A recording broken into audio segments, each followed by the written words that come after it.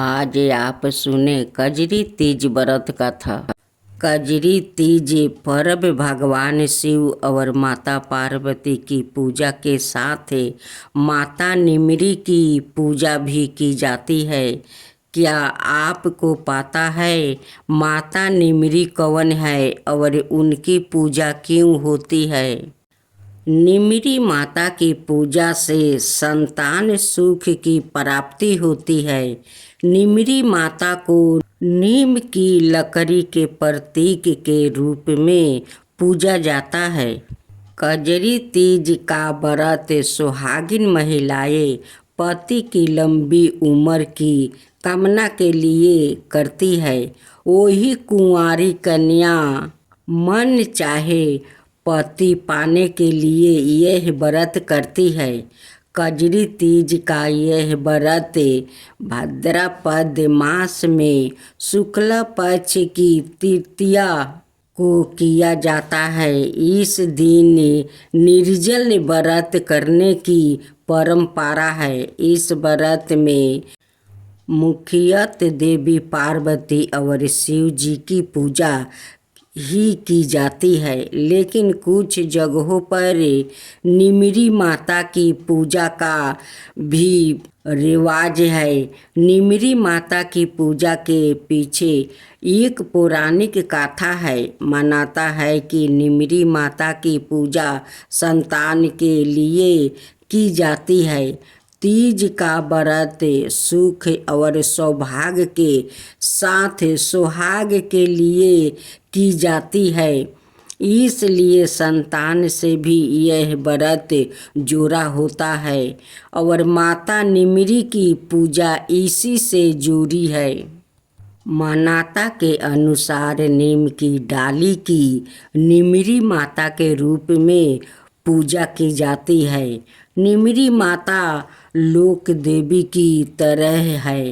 नीम की डाली को निमरी माता के प्रतीक के रूप में पूजा जाता है। निमरी माता की पूजा के पीछे एक पौराणिक कथा चली आ रही है। संतान की सुरक्षा के लिए इनकी पूजा की जाती है।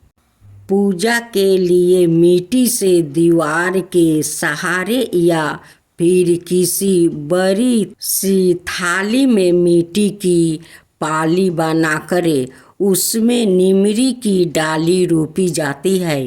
फिर एक तरफ पानी डालकर पानी तालाब से जैसी आकृति बनाई जाती है। सुबह के समय इसे किया जाता है और शाम के समय महिलाएं सजे सवार कर पूजा करने बैठती है। थाली में जो तालाब बनाया जाता है उसमें कच्चा दूध और जल डालते हैं और माता की पूजा में श्रृंगार के सामान को चढ़ाते हैं। निमरी माता को ककड़ी, नींबू, कांचे दूध और सत्तू का भोग लगाया जाता है। इसके बाद माता निमरी की कथा सुनी जाती है। पूजा के बाद चंद्र दर्शन कर उन्हें भी जल चढ़ाया जाता है। निमरी माता व्रत कथा। एक बहुत ही धनवान सेठ सेठानी थे, लेकिन उनकी कोई संतान नहीं थी। इसके लिए सेठानी ने भादों की कजरी यानी बड़ी तीज का व्रत किया और निमरी माता से प्रार्थना की कि अगर उसे संतान हो जाए तो वो उन्हें सावा मन का सातु चढ़ाएगी। माता के कृपा से सेठानी को 9 महीना की पुत्र की प्राप्ति हो गई, लेकिन सेठानी सातु चढ़ाना भूल गई। देखते ही देखते सेठानी को 7 पुत्र हो गया। पहले बेटा का विवाह भी हो गया और सुहाग रात में ही सांप ने पुत्र को डांस लिया, जिससे उसकी मौत हो गई। एक के बाद एक छह पुत्रा की मौत शादी की रात ही होती गई। इसे देखकर सेठ सेठानी ने तय किया कि वो अपने सातवां बेटे का विवाह ही नहीं करेगी। लेकिन गांव वालों के बहुत कहने पर, समझाने पर सेठ सेठानी ने बेटे की शादी दूर देश में कराना तय किया। बेटा की सगाई के लिए सेठ बहुत दूर एक गांव में आए तो देखा कि वहाँ 4-5 लड़कियां खेल रही थी जो मिट्टी का घर बनाकर तोड़ रही थी। उनमें से एक लड़की ने कहा, मैं अपना घर नहीं तोड़ूंगी। सेठ को यह लड़की समझदार लगी।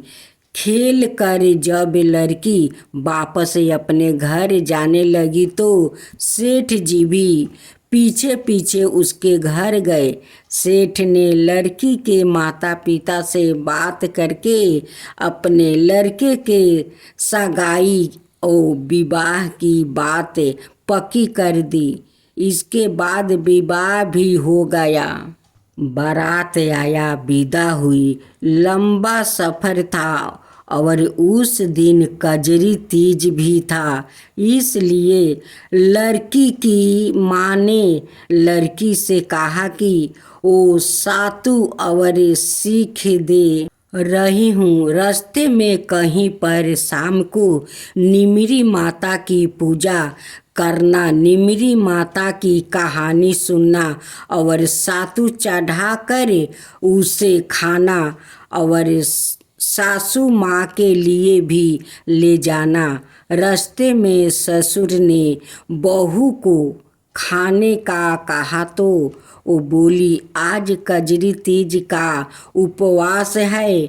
शाम को निमिरी माता का पूजन करके निमिरी माता की कहानी सुनकर ही भोजन करूँगी। एक कुएं के पास निमिरी नजर आई तो सेठ जी ने गाड़ी रोक दिया।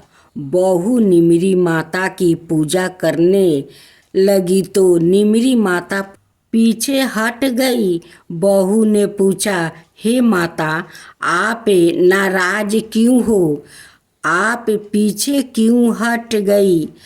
तब निमिरी माता ने उसकी सास की सारी कहानी उसे बताई कि वो कैसे सातु चढ़ाना भूल गई। बहू बोली, हमारे परिवार की भूल को क्षमा करे माँ, और मैं आपको सातु चढ़ाऊंगी। कृपया मेरे सारे सेठ को वापस कर दो और मुझे पूजन करने दो। माता नौ वधू की भक्ति और श्रद्धा देख कर प्रसन्न हो गई।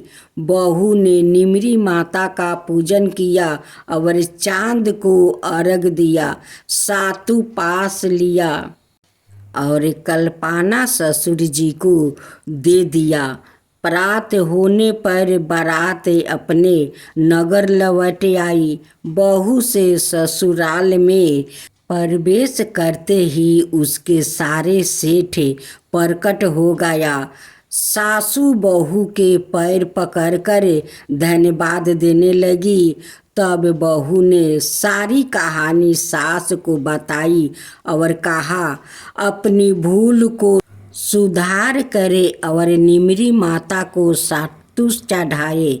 12 महीने के बाद जब कजरी तीज पर सभी बहुओं और सास ने मिलकर 7.25 मन का सातु निमिरी माता को चढ़ाया।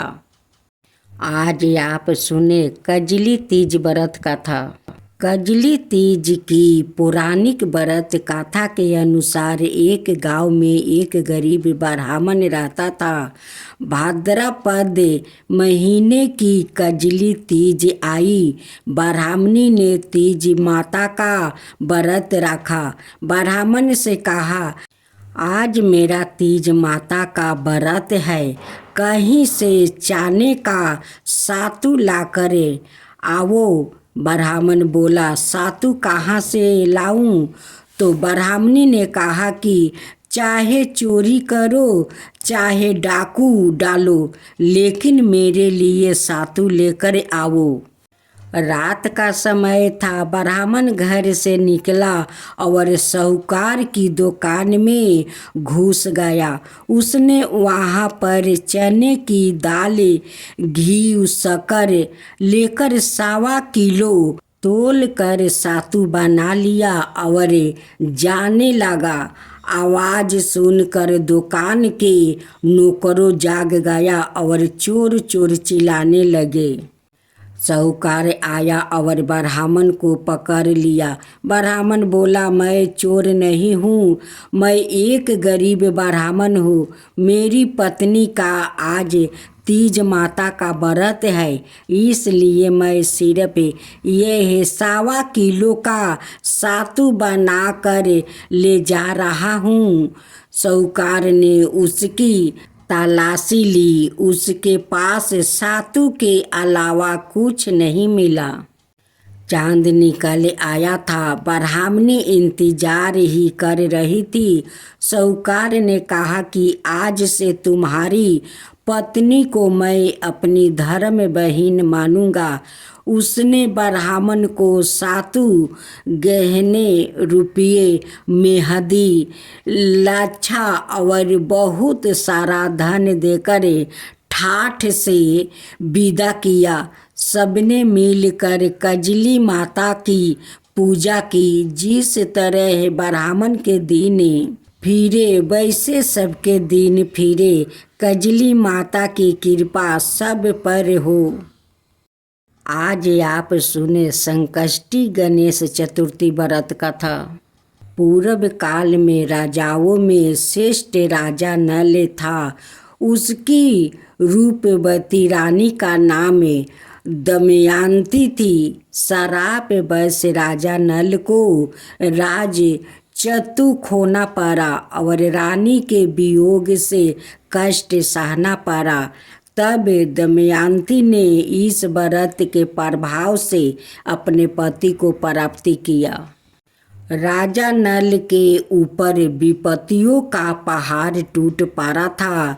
डाकुओं ने उनके महल से धन, गजशाला से हाथी और घोड़शाला से घोड़ा हरण कर लिया और महल को अग्नि से जला दिया। राजा नल भी जुए खेल कर सब हार गए। नल असहाय होकर रानी के साथ वन को चले गए। श्रापवश स्त्री से भी वियोग हो गया। कहीं राजा और कहीं रानी दुखी होकर देश से टन करने लगे। एक समय वन में दमयंती को महर्षि शरभंग के दर्शन हुआ। दमयंती ने मुनि को हाथ जोड़कर नमस्कार किया और प्रार्थना की, प्रभु मैं अपने पति से किस प्रकार मिलूंगी? शरभंग मुनि बोले, दमयंती भादो की चौथ को एक दंत गजानंद की पूजा करनी चाहिए। तुम भक्ति और श्रद्धा पूर्वक गणेश चौथ का व्रत करो, तुम्हारे स्वामी तुम्हें मिल जाएंगे। शरभंग मुनि के कहने पर दमयंती ने भादो की गणेश चौथ को व्रत आरंभ किया और 7 मास ही अपने पुत्र और पति को प्राप्त किया। इस व्रत के प्रभाव से नल ने सभी सुख प्राप्त किया। विघ्न का नाश करने वाला और सुखों देने वाला यह सर्वोत्तम व्रत है। जय गणेश जय गणेश जय गणेश देवा, माता जानकी पार्वती पिता महादेवा। जय गणेश जय गणेश जय गणेश देवा, एक दांत दयावंत चार भुजी धारी, मस्तक सिंदूर सोहे मूस की सवारी।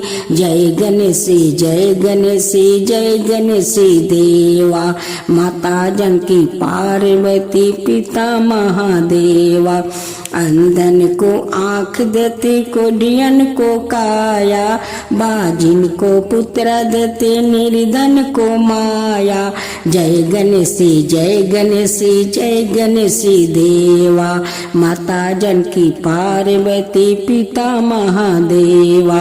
हार चढ़े फूल चढ़े और चढ़े मेवा, लड्डुअन का भोग लगे संत करे सेवा। जय गणेश जय गणेश जय गणेश देवा, दीनन की लाज रखो सुबह सुती बारी, कमना का पूरा करो जग बलिहारी। जय गणेश जय गणेश जय गणेश देवा, सूर्य सायं शरण आए सफल की जो सेवा। जय गणेश जय गणेश जय गणेश देवा, माता जानकी पार्वती पिता महादेवा।